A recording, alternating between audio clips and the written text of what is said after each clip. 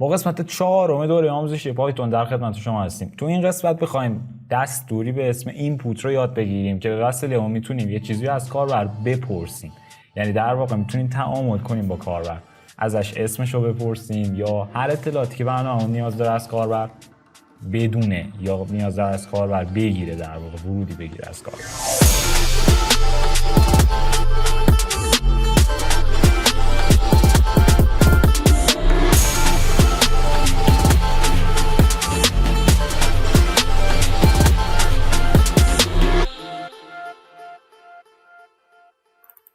ایدیالی رو باز میکنیم تا شروع کنیم به یادگیری طبق معمول.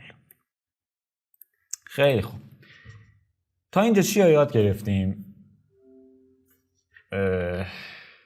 سلام میکنه ویندوز سکیوریتی. آرزو دارم که مرگت را ببینم بر مزار. تا اینجا یاد گرفتیم که دیتا تایپ ها چی هستن.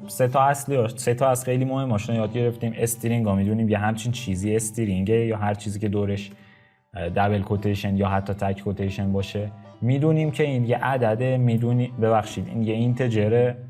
میدونیم که یه همچین چیزی یک فلوته. میدونیم که اگه دو تا استرینگ رو در واقع با علامت جمع با هم میتونیم ترکیب کنیم به وسیله عملگر به علاوه و اینا رو میچسبونه به هم.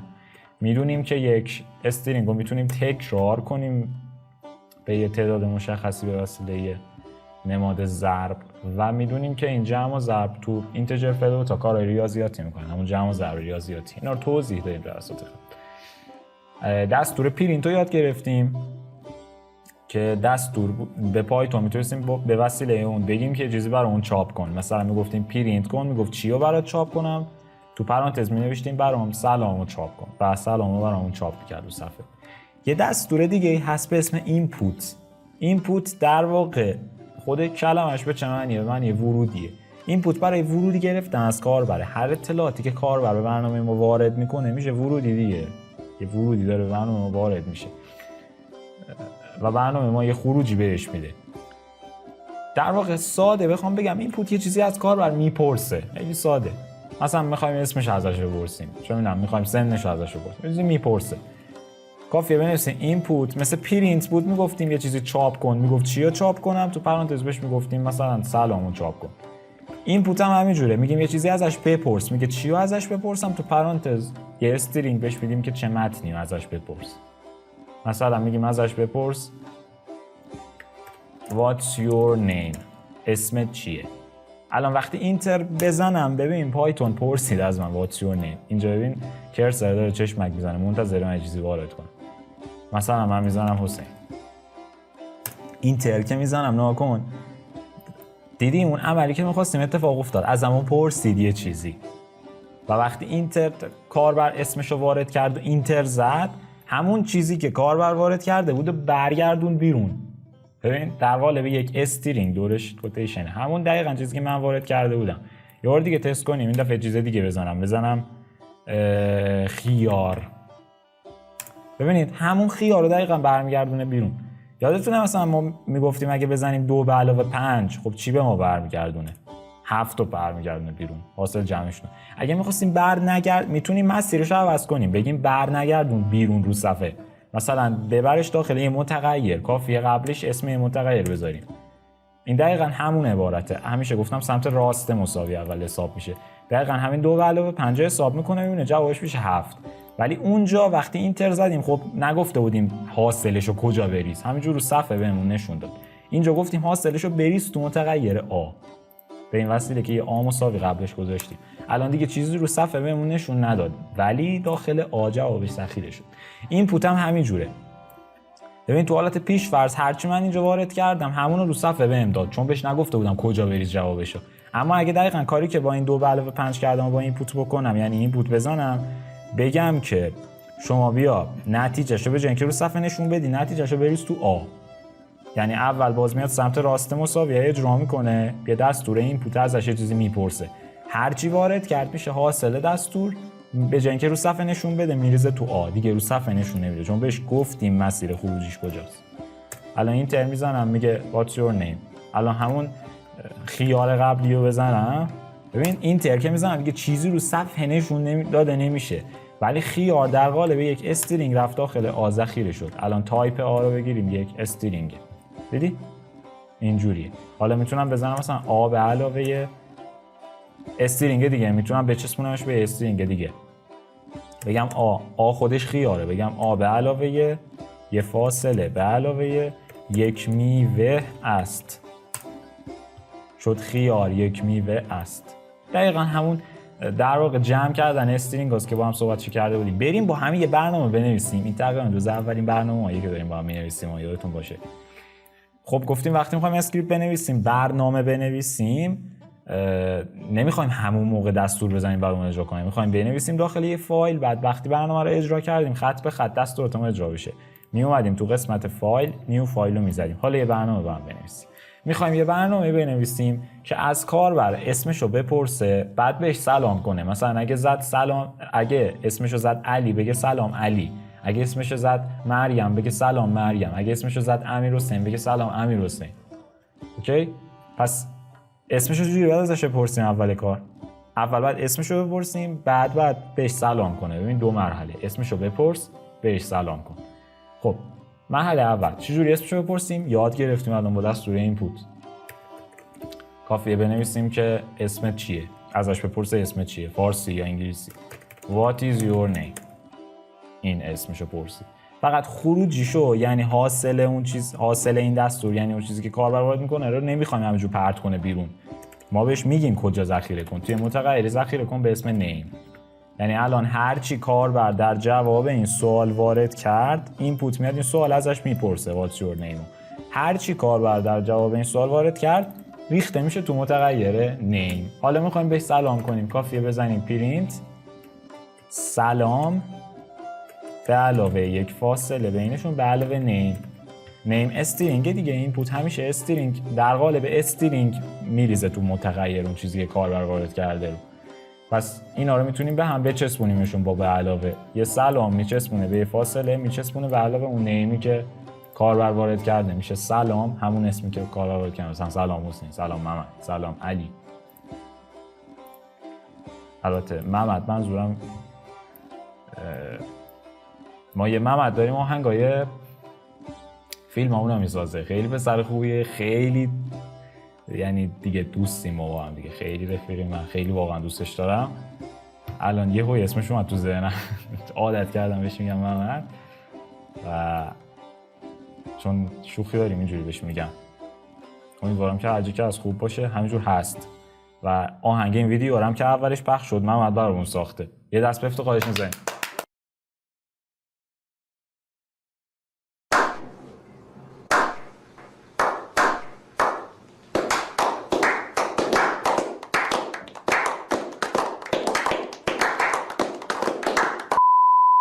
خب حالا فایلمون رو می‌خوایم اجرا کنیم، برنامه‌مون رو نوشتیم می‌خوایم اجراش کنیم. اول باید سیوش کنیم. میتونیم رانو بزنیم، خودش میگه باید سیوش کنی داداش اینو، یا آبجی اینو باید سیوش کنی. اگه اوکی بزنیم میاره برامون سیو کنه، یا اینکه خودمون یه پسر خوب یا دختر خوبی هستیم و از همون اول سیوش می‌کنیم. کجا سیوش کنیم؟ دسکتاپ. اسمش هم می‌ذاریم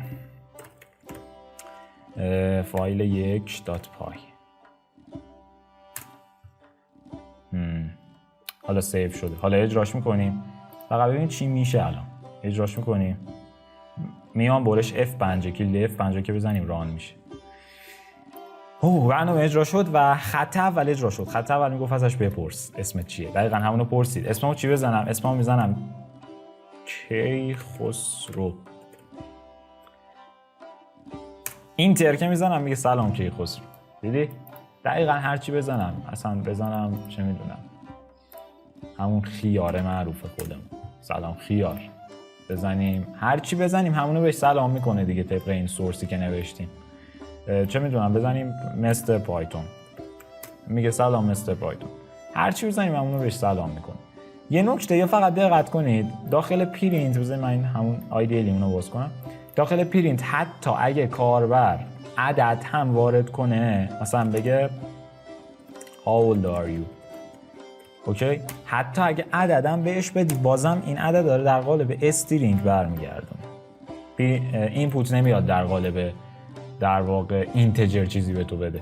همیشه در قالب استرینگ حتی اگه عدد باشه شما بعداً اگه خواستی میتونی اینو اینتجرش کنی. چجوری؟ همینو بگیر از کاربر، مثلا بگیم ایج یا سن میشه، همین ازش بپرس. میگه چند سالته؟ میگه مثلا من 58 سالمه. خب الان ایج 58 ولی به صورت استرینگ. ما یادمونه چجوری باید اینتجرش میکردیم. میخواستیم ایج رو به اینتجر تبدیل کنیم، قبلش یه اینت میذاشتیم. ببینید اینتجر شدش رو برمیگردونه. فقط ما مثل دفعه قبلی میگیم برنگردون بیرون، بریزش داخل خود ایج. الان ایج میشه اینتجر شده ای خودش. الان دیگه ایج یک اینتجره، استرینگ نیست. ببینید تو این پروسه ما اومدیم اینو تبدیل به اینتجرش کردیم. حالا میتونیم با هر عددی میخوایم جمعش کنیم و عملیات ریاضی روش انجام بدیم، در صورتی که اون موقعی که استرینگ بود نمیتونستیم با یه عدد جمعش کنیم. اوکی؟ این دستور اینپوت و جریاناتش. جریانات درسته واقعا؟ اینجوری جمع بسته میشه؟ نمیدونم، شاید اشتباه گفتم. به هر حال اشکالی نداره. یه نکته دیگه، من هی دارم اینا رو میگم یه چیزی یادم بیاد. نکته که خواستم بگم کامنت ها بودن بچه‌ها. کامنت ها خیلی مهمن تو برنامه‌نویسی. شاید به ظاهر بی اهمیت برسن ولی برنامه‌نویسای خوب همیشه در واقع کامنت گذاری انجام میدن. اما کامنت چیه؟ کامنت هیچ چیه در واقع. از نظر پایتون کامنت هیچ چیه؟ هیچ چیزی نیست. کامنت ببین هر چیزی که شما یه هشتگ، علامت هشتگ ما بهش میگیم چی؟ بهش میگیم مربع، هشتگ شارپ، هر چی میگی، موسیقی ها میگن دی اس، هر چی از این علامت بذاری قرمز رنگ میشه. خب هر چی بعدش بنویسی دیگه مهم نیست. پایتون اصلا اینو در نظر نمیگیره. ببین هیچ اتفاقی نمیفته. شما یه هشتگ بذار، هر چی میخوای بنویس. اما این به چه دردی میخوره؟ این برای توضیح نوشتن تو سورسه. گاهی اوقات سورس های شما خیلی بزرگ و پیچیده میشه. سورس کد به در واقع همین کد هایی که برای یه برنامه نوشته میشه میگن سورس کد اون برنامه، یعنی کد منبع اون برنامه. الان مثلا این برنامه که ما نوشتیم اسم کاربر ازش میپرسید و سلام بهش میکرد، سورسش اینه. اینو بهش میگن سورس کد این برنامه، کد منبعش. داخل سورس کد در واقع گاهی اوقات نیازه که برنامه نویس یه سری توضیحات بنویسه راجع به کد هایی که زده. حالا یا برای خودش مثلا بعدن اگه دوباره اومد سر سورس خودش گیج نشه، قبلا برای خودش یادداشت زده، یا اینکه اگه سورس میخواد بده به یکی دیگه اون متوجه بشن. مثلا بیاید برای همین دو خطمون کامنت بذاریم. اولش یه توضیح در مورد خود برنامه میتونیم بنویسیم این برنامه اسم کاربر را میگیرد و به او چجوری می‌نویسند؟ او سلام میکند. حالا برای این خط مثلا میخوایم یه توضیح بنویسیم. این خط اسم کاربر را میپرسد. مرسی. و حالا برای این خط یه کامنت بنویسیم. این خط به کاربر سلام میکند. سلام میکنه دیگه.